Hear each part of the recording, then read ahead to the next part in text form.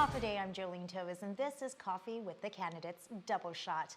Joining me now is Senator James Moylan, who is running under the Republican ticket for the 36th Guam legislature. Welcome, James. Now, it's been budget talks for quite some time, and so I wanted to get some of your ideas for the budget. What areas do you think need the most funding, especially during these critical times? Sure, Jolene. Yes, we are in, but we completed budget talks actually, and it's been going on for months with the hearings, and then finally we had a session, and where we passed, and eventually the governor vetoed our budget, but we were able to override that. But the main concerns with the budget, even though we've had a big decrease in the budgeted amount, but we must maintain the three core items. That's public safety, public health, and education as well. So the committee chairs on those departments have adequately, I believe, funded what they can. Of course, it's not the best, but the idea was that all warm bodies, all positions were funded, so as no one will continue. Basically, the employees will continue their jobs. So those are the three items: education, public safety, and public health as well. All right. Now, during this pandemic, the administration has taken some blows or some questioning regarding why the GovGuam sector was still receiving their regular salaries, regular pays, and there were no cuts to the GovGuam's actual budget for FY 2020 during the pandemic. What are your thoughts on that? And what do you think could be done to ease some of the residents' concerns, especially because a lot of residents who are not in GovGuam, in the private sector, they're struggling financially at this time? Definitely. And we understand the numbers, or I understand the numbers to be around 35,000 private employees who have either had their pay or hours at work reduced or have even lost their jobs.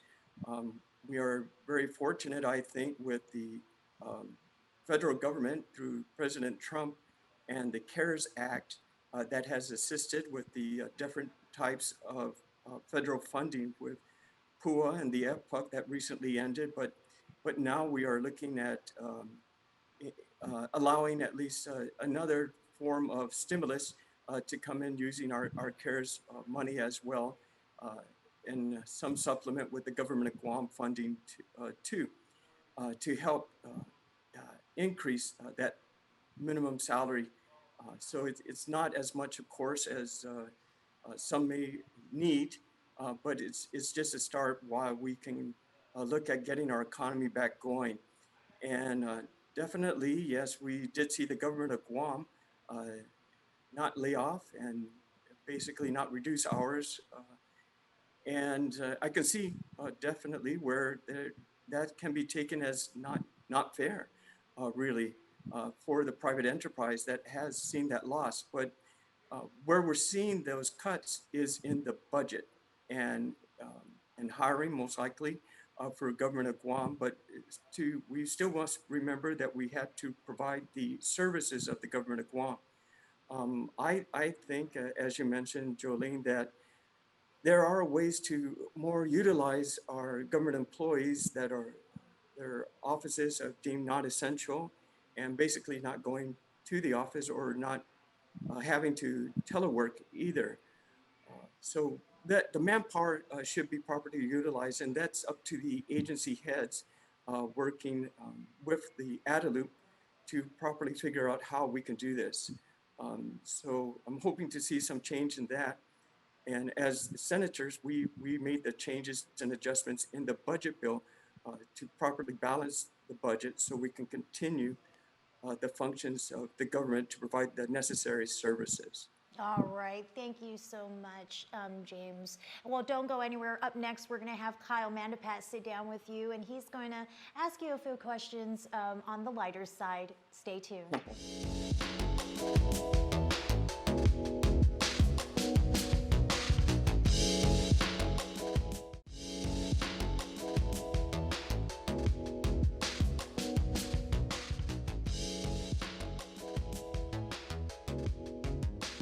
right, it's time for the second round of the double shot. Thank you so much for joining us here on Coffee with the Candidates. I'm Kyle Mandapat, and of course, we continue our discussion with Senator James Moylan. James, thank you so much for agreeing to sit through this with me. Not even my ex-wife would do this show with me. I asked. Not even. I can imagine, but I'm glad to be here, and thank you for the invitation there, Carl. Thank All you. right, now it's great to get into it, and you know, we've got so much happening here. Of course, as we get closer and closer to the big day, I gotta ask, and I heard this somewhere, you can correct me if I'm wrong, but is it All right. true that you were almost walking down a different career path? There's a few. Yeah? I'm not going to release all of them, so I'm going to let you hit me some more. Yeah? You're thinking of something I'm certain thinking that I about haven't. something very specific. Yeah. Yeah. Okay. You want me to go there? I Sure. do. Is All it right. true though? Is that true? Are you saying, I had the possibility to look into becoming a priest? Is that what Yes, that's where I'm going with this. I Yes. heard that. Yes. Of course, this is back in high school days. I was a freshman at Father Duenas. Mm-hmm. And my first cousin is Father Felix Leon Guerrero.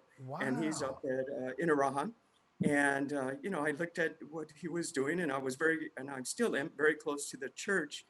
And I pursued that for about a year uh, as a seminarian at Father Duenas. It was really interesting. Uh-huh. I enjoyed my studies. I enjoyed the opportunity. I think it strengthened my faith as well.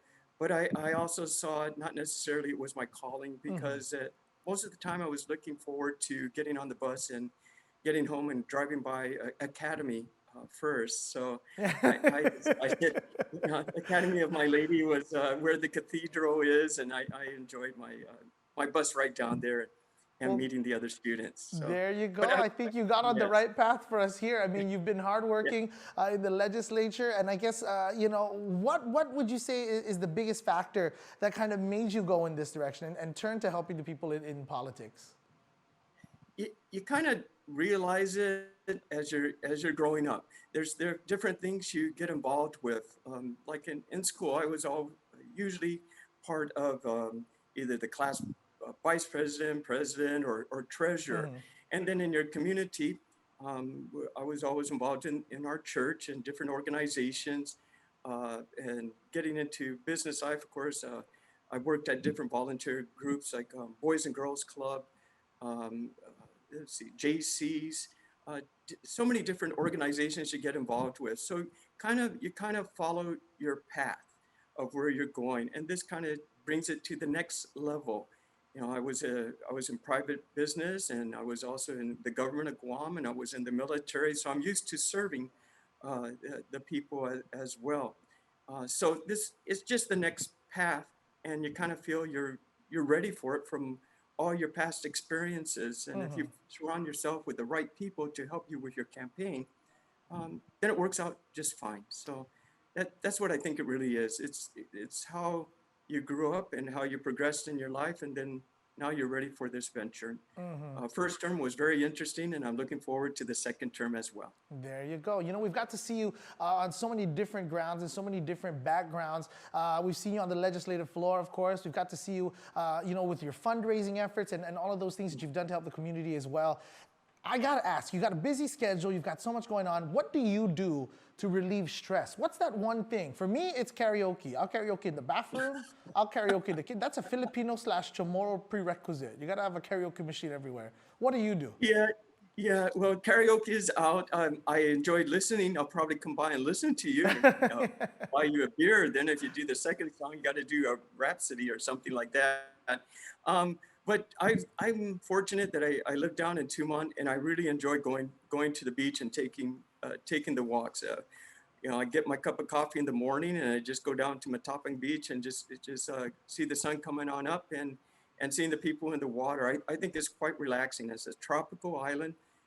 We have most of the time beautiful weather, and it's unfortunate that we can't always take advantage of that. People travel, and well, hopefully we'll be coming back to coming back to Guam, and whereas us, the residents, we should take as much opportunity as we can to enjoy the beauty of the island. So it's free. You can go out there and just enjoy the sun, bring your beach chair, and sit down and enjoy it. So I like the beach. There you I go. That's enjoy the way that. we like. We like it free too. Very nice. That's Now, right. Senator, we have got one last question, and this one isn't even coming out of my brain or my pocket. It's coming from one of our viewers and our listeners here at the Sorensen Media Group. It comes from Jamaica. All right. So the question, Senator, is this: how would you help the rising power costs on Guam? Okay. So electricity, it's a must for our island.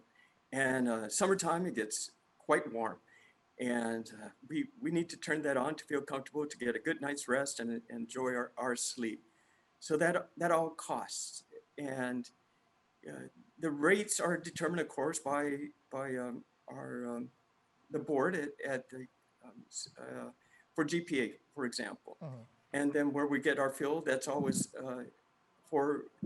a cost for that too.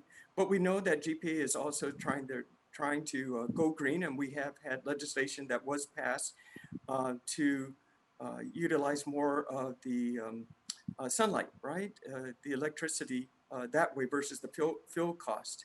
So with technology, we're hoping to bring down the cost of well, our fuel price, not fuel price, I mean the cost of our electricity by utilizing new technologies and with the proper battery backups. So eventually this will all come down. In the meantime, I think as your senator, I also have the ability to keep other prices down. That's the cost of goods. So we can afford our necessities like our power bills as well. So I'll be doing my part as technology improves to help bring with science to help bring down the cost of our electricity so we can maintain the comfort of our home that we're used to and we would like to continue. Very cool. You know what? My suggestion: go to the beach. Like Senator Go to the James said, beach. just go to the beach. It's free. The air con there is so natural. Thank you so much, James, for taking the time to talk to us. You're And welcome. great luck to you on the road to the general election. Thank you. All Thank right, you, there we everybody. go. Senator James Moylan, of course. And of course, we want to say thank you to everyone for tuning in on this episode. Coffee with the Candidates Double Shot. You keep it tuned right here to the stations of the Sorensen Media Group for our next soiree and foray into the questions with those who are chasing elected official office here on our island this year. On behalf of everyone here at the Sorensen Media Group, I'm Kyle Mandapat for Jolene Toves. Thank you for watching.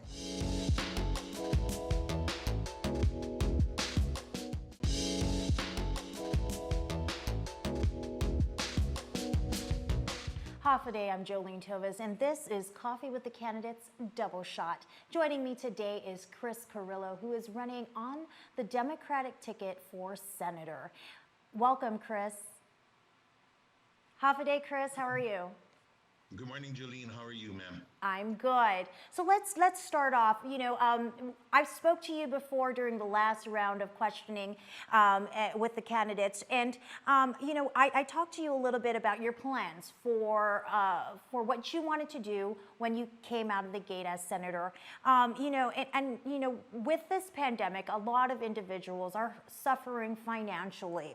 Now, a minimum wage is slated for a couple of months from now. And so I wanted to find out, do you believe that the increase in the minimum wage will suffice? Is it going to be enough, especially coming out of a pandemic such as this?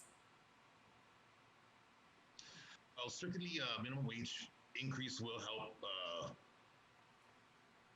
people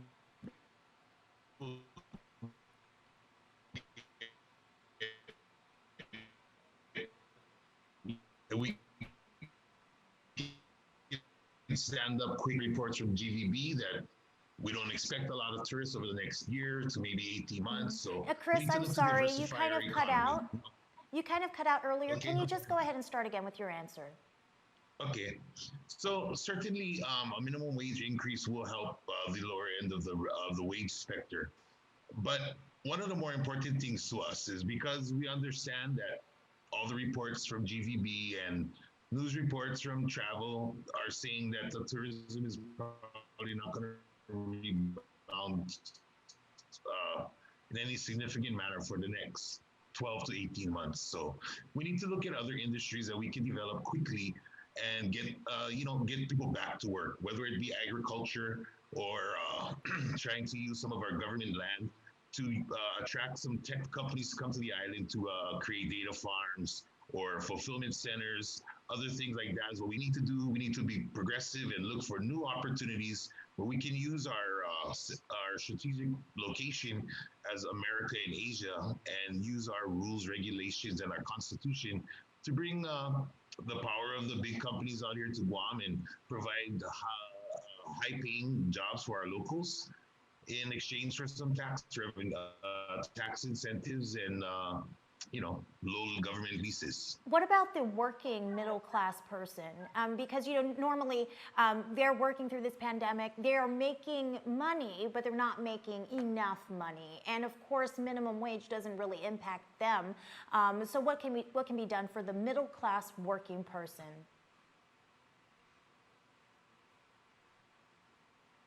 Yeah, it's a difficult position to be one of the middle management or uh, other types of sales related positions that make a better living maybe than some of the entry level work that we have going on. So I think it's a collaborative effort, right? We need to make sure that we can get people back to work. I mean, it's all going to depend on how progressive economic investment into our island. All right. Well, don't go anywhere, Chris. Up next, we have Kyle Mandapat, who has more questions for you. All right?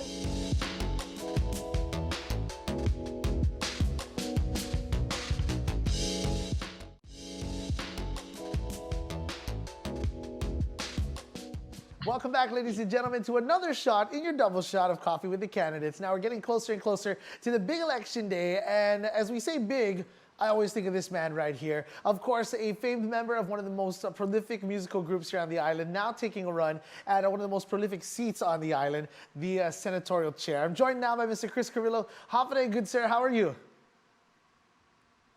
Great, Kyle. Thanks for having me, and thank you to Sorensen for this opportunity.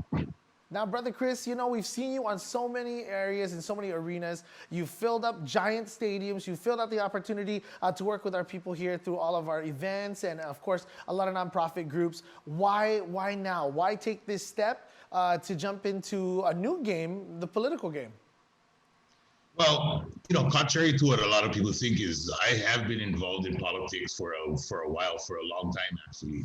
And it's given me a platform to try to make sure that we protect rights of our island's residents, make sure that workers have good benefits, and we've been trying for years to make sure that affordable healthcare is available to the island. And really, at the end of the day, if I can get us all to have healthcare, I think that'll be a great thing. And really, I'm not trying to be a career politician. I just like to make some change. And music has afforded me an opportunity to have a platform and to push for the people's rights.